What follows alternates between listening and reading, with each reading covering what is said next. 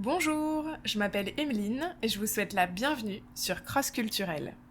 Ici, vous allez entendre des témoignages, des faits divers et puis des histoires tout simplement en lien avec les différences culturelles.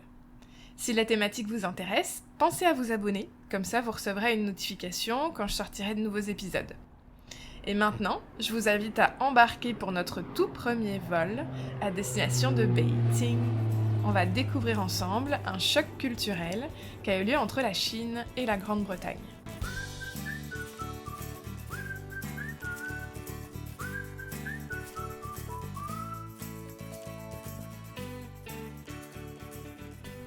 L'histoire que je vais vous raconter, elle date de novembre 2010. Le Premier ministre britannique est allé en Chine en portant sur sa veste une broche en forme de coquelicot. Ça a généré une vague de colère sur les réseaux sociaux chinois et je vais vous expliquer pourquoi. À l'époque, David Cameron se rend en Chine pour renforcer les relations économiques entre les deux pays. Sa visite, elle coïncide avec une date importante en Grande-Bretagne, et puis en France aussi d'ailleurs, c'est le 11 novembre qui marque donc la fin de la Première Guerre mondiale. À cette date, la tradition britannique veut qu'on achète toutes sortes de coquelicots en hommage aux soldats morts au combat. Ce coquelicot, il a une symbolique importante, parce que la Première Guerre mondiale, elle a été traumatisante pour les Anglais. Entre autres, il y a 900 000 soldats de l'Empire britannique qui sont morts, ça a décimé toute une génération de jeunes hommes, et donc les impacts socio-économiques ont été énormes, à tel point que la Grande-Bretagne a commencé à remettre en question son rôle sur la scène internationale, et en quelque sorte, on peut dire que la Première Guerre mondiale marque la fin de l'Empire britannique, avec l'indépendance de l'Irlande en 1922 et les débuts de la décolonisation. Mais alors pourquoi utiliser le coquelicot comme symbole ? Ça, on le doit à un médecin militaire, John McCrae, et à son poème In Flanders Fields, dans les champs de Flandre, qu'il a écrit en 1915. Ce poème, il a beaucoup marqué les esprits parce qu'il décrit très bien ce qu'on nous a enseigné dans nos livres d'histoire, à savoir ce qu'était la boucherie de la guerre des tranchées. Il y décrit donc de superbes champs de coquelicots côtoyant des rivières de sang. En plus de la référence à ce poème, le coquelicot il a une symbolique qui est pas inintéressante. Bon, il rappelle la couleur du sang versé par les soldats, ça je pense que ça vous aura pas échappé, mais c'est aussi une fleur qui pousse à des endroits assez improbables. En fait, le coquelicot ça pousse sur des terres très remuées, comme des champs de bataille. Une bambinette allemande par-ci, une bambinette française par-là, et voilà que les coquelicots prolifèrent joyeusement au milieu des cadavres. En portant un coquelicot, les Britanniques font donc un lien direct entre les soldats tombés et le champ de bataille sur lequel ils se trouvaient. C'est une tradition qui est très importante pour les Anglais, c'est un symbole fort, chaque année il y a des millions de coquelicots qui sont vendus. David Cameron, bien entendu, il respecte cette tradition et c'est la raison pour laquelle il le porte, ce coquelicot. Oui, mais voilà, quand il arrive en Chine, sa broche, elle suscite tout de suite des réactions assez inattendues de la part du personnel chinois. On lui demande s'il serait possible de la retirer. Seulement David, il porte en lui tout ce bagage culturel que je viens de vous expliquer. Cette tradition du coquelicot, elle date des années 20 et elle touche à l'honneur national anglais.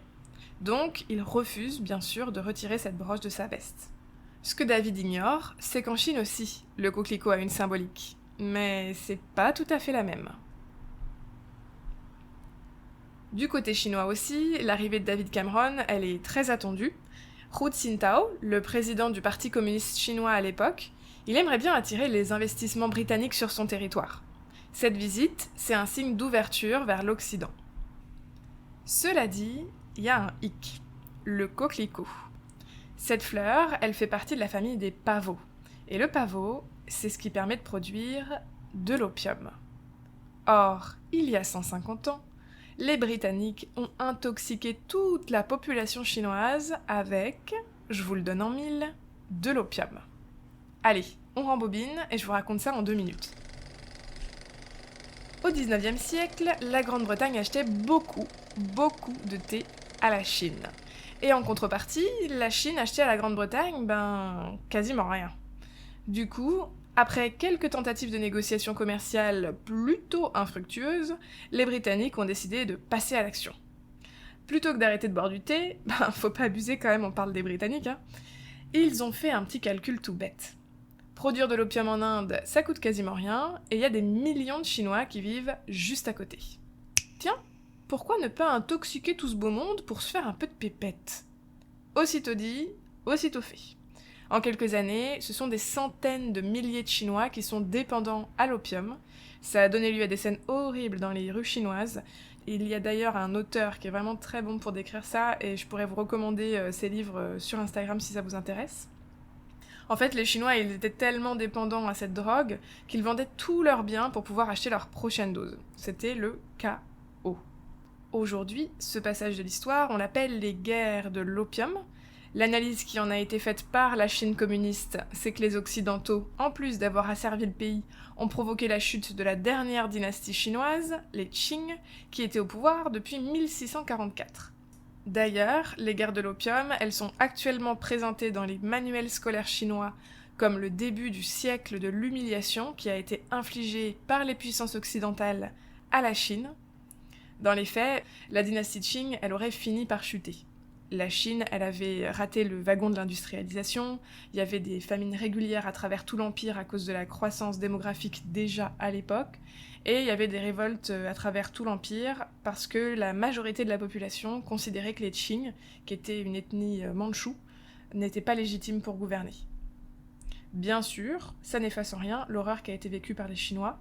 Les Occidentaux, et en l'occurrence les Britanniques, ont été vraiment inhumains, d'autant plus que la Chine, à l'époque, avait eu très peu de contact avec l'extérieur, donc ça a donné une image terrible de l'Occident. Mais revenons-en au 11 novembre 2010, quand David Cameron arrive sur le territoire chinois avec sur sa veste un coquelicot.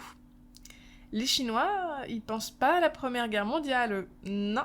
Ils pensent surtout au siècle de l'humiliation dont la Grande-Bretagne est tenue principale responsable. En gros, c'est comme si David Cameron s'était pointé avec un panneau « En souvenir du bon vieux temps des guerres de l'opium ». Vous allez me dire, comment faire dans ce genre de situation ? David Cameron porte sa broche en mémoire de ses ancêtres, et la Chine y voit un signe d'impérialisme occidental. Personnellement, je pense qu'il faut respecter les sensibilités culturelles du pays auquel on rend visite.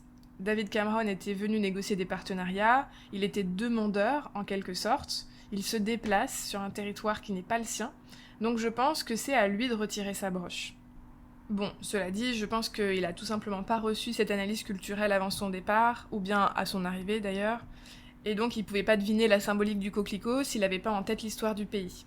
D'où l'importance de s'intéresser au pays, à sa culture, à son histoire avant de se déplacer. Mais là, vous allez me dire, ça aurait été bien, de la part de l'équipe chinoise, d'expliquer la symbolique de cette fleur en Chine. David, il aurait probablement compris et donc accepté de retirer la broche au moins le temps de son entretien avec Hu Jintao. Oui, mais là, vous oubliez un concept qui est important en Chine, c'est le concept de la face. En Chine, on perd la face, on donne de la face, et donc, je pense que l'équipe chinoise n'a tout simplement pas voulu faire perdre la face à David Cameron en soulignant quelque chose que de toute évidence il ignorait dans l'histoire de la Chine et de la Grande-Bretagne. On reviendra sur ce concept de la face dans un autre épisode, parce que je pense que c'est essentiel pour comprendre la façon dont les Chinois communiquent.